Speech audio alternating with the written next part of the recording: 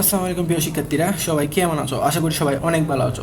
আজকের ক্লাসের মধ্যে আমরা অষ্টম শ্রেণীর গণিত বইয়ের অনুশীলনী 3-এর 28 নং প্রশ্নটি সমাধান করতে যাচ্ছি। ওকে, তো চলো দেরি না করে প্রশ্নটা সমাধান করে ফেলি। তো সবার আগে আমরা প্রশ্নটি একবার পড়ে নিব।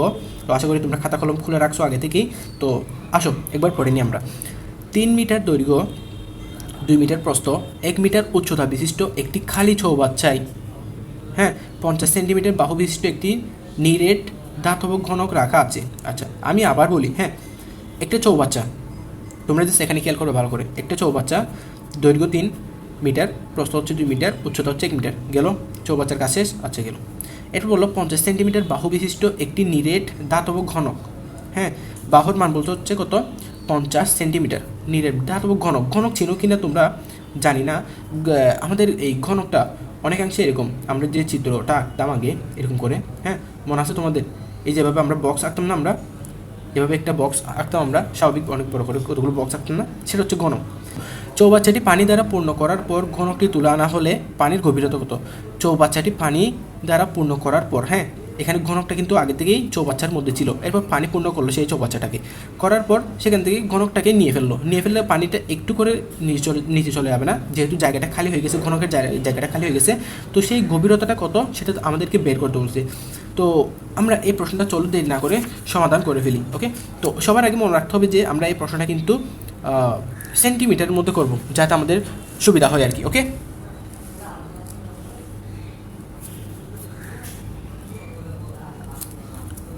আচ্ছা, তাহলে আমরা শুরুতেই লিখবো আমাদেরকে যা যা দেওয়া আছে। ওকে, দেওয়া আছে, আমাদেরকে দেওয়া ছিল হচ্ছে এখানে দেওয়া আছে দৈর্ঘ্য। ওকে, আমাদেরকে দৈর্ঘ্য দেওয়া আছে কত? সেটা হচ্ছে আমাদের 3 মিটার।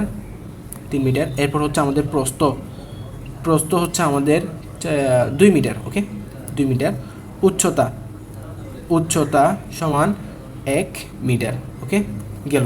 এগুলোকে আমাদেরকে যদি সেন্টিমিটার নিয়ে যেতে হয় তাহলে অবশ্যই 100 দ্বারা গুণ করতে হবে এদেরকে। ওকে, আমি এদেরকে 100 দ্বারা এখানেই গুণ করে দিলাম, তোমরা খুব সুন্দর করে করবা। এটা আমাদের হচ্ছে 300 সেন্টিমিটার। ওকে, 300 সেন্টিমিটার পেয়ে গেলাম। একইভাবে একেও 100 দ্বারা গুণ করতে হবে।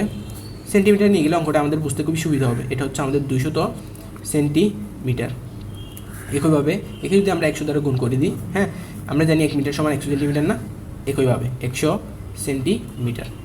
গেল, আমরা 3টা মান পেয়ে গেলাম খুব সুন্দর করে। এরপর হচ্ছে চৌবাচ্চার আয়তন বের করবো, লিখবো। সুতরাং চৌবাচ্চার আয়তন সমান দৈর্ঘ্য গুণ প্রস্থ গুণ উচ্চতা। এই সূত্রটা বারবার রিপিট হয়ে আসছে না?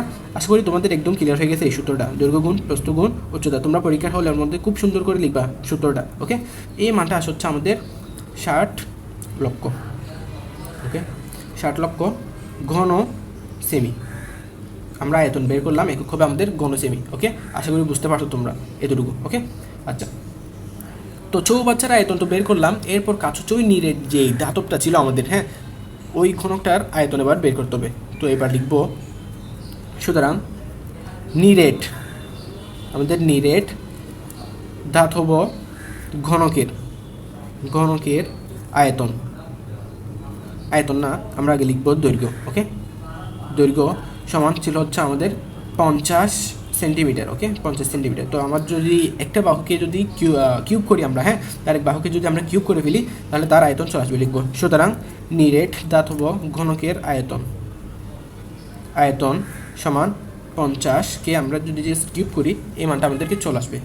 এই মানটা হচ্ছে আমাদের 1,25,000 ঘন সেমি। ওকে, আশা করি এটুকু বুঝছো তোমরা। আচ্ছা, এইটুকু করার পর পরবর্তী কাজ কি আমাদের? এখন আমরা পরবর্তী ধাপের মধ্যে আসছি। এই পরবর্তী ধাপের মধ্যে আমরা ওই চৌবাচ্চার আয়তনটা, প্রকৃত আয়তন কত সেটা বের করব। আমি যদি সম্পূর্ণ চৌবাচ্চার আয়তন থেকে ওই ঘনকের আয়তনটা নিয়ে ফেলি তাহলে একটা আয়তন পাবো না, সেটা হচ্ছে আমাদের প্রকৃত আয়তন। আমি এখন সেটাই করব। ঠিক আছে, তো আমরা এখন লিখব চৌবাচ্চার আয়তন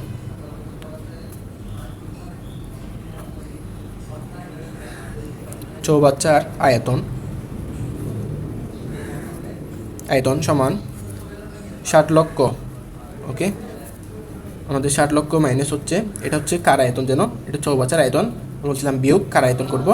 এরপর ঘনকের আয়তনটা আমরা এখান থেকে মাইনাস করে ফেলবো। ওকে, এই মানটা আমরা যদি মাইনাস করি, এখানে আমাদের মাইনাস হচ্ছে 58,60,000 7,75,000, ওকে, 8,75,000 ঘন সেমি। ওকে, গেল। খুব সুন্দরভাবে আমরা এটুকু শেষ করলাম। এরপর হচ্ছে আমাদের চৌবাচ্চার। এবার লিখবো আমরা চৌবাচ্চার তলার ক্ষেত্রফল। আশা করি তোমরা সবাই তলার ক্ষেত্রফলটা নির্ণয় সূত্রটা জানা আছে তোমাদের। আমরা যে এখানে দৈর্ঘ্য গুণ প্রস্তুতটাই দিয়ে দেবো, ওকে। তো আমাদের দৈর্ঘ্য ছিল হচ্ছে 300, প্রস্তুত ছিল হচ্ছে 200, ওকে। এই মানটা যদি আমরা গুণ করি তাহলে মানস হচ্ছে আমাদের 60,000 মনে হয়, হ্যাঁ 60,000 বর্গ সেন্টিমিটার। আচ্ছা, গেল এতটুকু, আমাদের কাজ শেষ প্রায়।